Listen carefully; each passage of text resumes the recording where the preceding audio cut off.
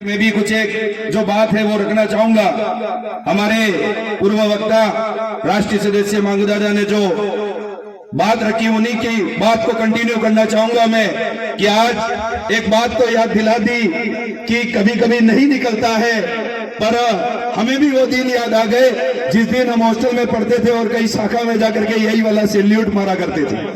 तो वहां से टूटने की वजह जो थी, वहां से निकलने की जो वजह थी वो बहुत सारी रही है। वो बहुत सारे लोग जो आरएसएस के अंदर रहे होंगे उनको पता होगा, पर जब से आदिवासी परिवार की जो विचारधारा आई उससे जुड़ने के बाद में जब आज से पहले हम लोग दूसरों के अंदर कमी निकालने का काम करते थे, वो कमी हमारे समाज के अंदर ढूंढना शुरू किया, तब जाकर के इतना बड़ा आज कारवा खड़ा हो गया। मेरे भाइयों, यहाँ पर एक जो मंच बना है उसके माध्यम से कहना चाहता हूं कि यहाँ पर जो हमारा समुदाय है वो किस तरीके से लड़ाया जा रहा है। भीलू को गरासिया के सामने करके लड़ाया जा रहा है और गरासिया को भीलू के सामने करके लड़ाया जा रहा है। वो क्यों लड़ाया जा रहा है ये चीज आपको सोचनी पड़ेगी मेरे भाइयों।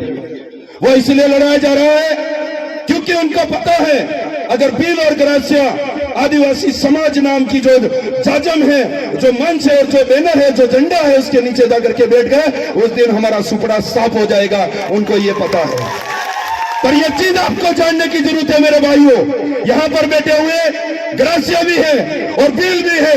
मैं उनको कहना चाहता हूँ आप आदिवासी परिवार की नाम की जो जाजम है उसके नीचे आकर के बैठिए और आंदोलन करिए। वहां से जो आपको इतने दिन तक, इतने सालों तक जो लूट रहा था उसके खिलाफ बिगुल फूकिए, तब जाकर के आपका जो आपके ऊपर अत्याचार हो रहे हैं, अनगिनत अत्याचार हुए हैं, उसके लिए आप न्याय ले सकोगे मेरे भाइयों।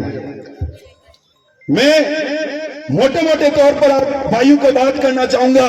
ये जो लिखा हुआ है उसके ऊपर आदिवासी महाजन आक्रोश गोविंदा, यहाँ पर गोविंदा ही नहीं अलग अलग इलाकों से लोग आए हुए हैं। मैं यही इसी बैनर के माध्यम से यह कहना चाहता हूँ कि आदिवासी महाजन आक्रोश दिल प्रदेश होना चाहिए।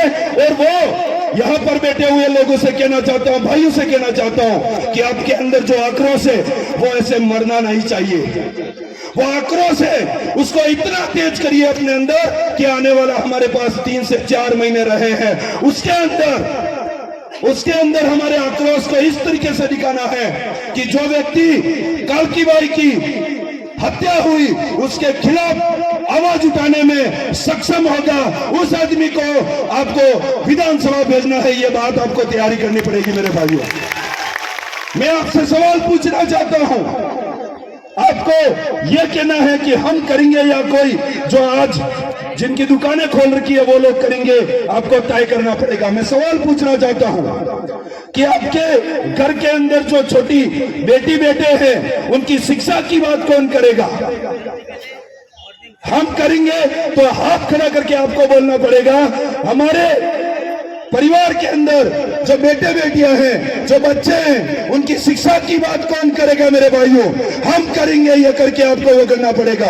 हमारे इलाके के अंदर पढ़े लिखे युवा जो बेरोजगार हैं, आज जो डिग्रियां लेकर के बैठे हुए हैं, उनकी शिक्षा की, उनकी नौकरी पैसे की बात कौन करेगा मेरे भाइयों? आपको करनी पड़ेगी। और हमारे पीछे जो हमारे साथ अनगिनत अत्याचार हो रहे हैं, कैसे अत्याचार? जैसे ये लोग कहते हैं कि ऊपर नीचे का, यहाँ पर ऊंच नीच का भेदभाव है। मैं याद दिलाना चाहता हूं, जिस समय महाराणा प्रताप जैसे आदमी के ऊपर आज आई थी, उस समय हमारे इस इलाके का मूल बीज और मूल मालिक राणा पुंजा भील खड़ा हुआ था। उस समय ये युद्ध हो जाने के बाद में एक जो चिन्ह बना है, जो शायद मेवाड़ का राज चिन्ह कहते हैं ये लोग, एक तरफ तो राणा पुंजा भील खड़ा है और एक तरफ महाराणा प्रताप खड़ा है, उसको पकड़ करके और राज चिन्ह को। उससे क्या समझ में आता है मेरे भाइयों? क्योंकि इस जमीन के, इस इलाके के और इस राजपाट के हम आधो हाथ के मूल धूल के मालिक हैं, ये दर्शाता है उसके अंदर मेरे भाइयों। तो मैं आपसे पूछना चाहता हूं, फिर वो लोग जूते पहन करके हमारे घर से सामने गुजर जाए तो उसको मारने जैसे उतावले हो जाते हैं और उस व्यक्ति को मार भी देते हैं, उस औरत को मार भी देते हैं। तो फिर ये ऊंच नीच की भेदभाव क्यों हुआ? क्योंकि भीलों को गरासिया के सामने ला करके कोई भी बात पे लड़ाने का काम किया है और गरासिया को भीलों के सामने और आदिवासी बनाम आदिवासी करके हमें लड़ाने का काम किया, इसलिए हम कमजोर हो गए मेरे भाइयों। हमें सोचने की जरूरत पड़ेगी। मैं आज आपको ये बात कहना चाहता हूं कि हमारे ऊपर जो अत्याचार हो रहे हैं, हमारे साथ अनगिनत अत्याचार हो रहे हैं, शोषण हो रहा है, जो पीड़ाएं वेदनाएं हमारे साथ की जा रही है, उसके लिए आवाज कौन उठाएगा मेरे भाइयों? आपको उठाने की जरूरत है। आपके अंदर वो आक्रोश पैदा करने की जरूरत है। और आप कैसे करोगे ये बात भी तो हमें बतानी पड़ेगी। आप कैसे करोगे? वो दिन और वो समय दूर नहीं है मेरे भाइयों। अपने अंदर जितना आक्रोश है उसको तेज करिए और अपने इलाके के अंदर काम करिए, अपने समाज को जोड़ने का काम करिए। आने वाले समय के अंदर बहुत बड़ा लोकतंत्र का पर्व आने वाला है। उसके ऊपर अगर आपको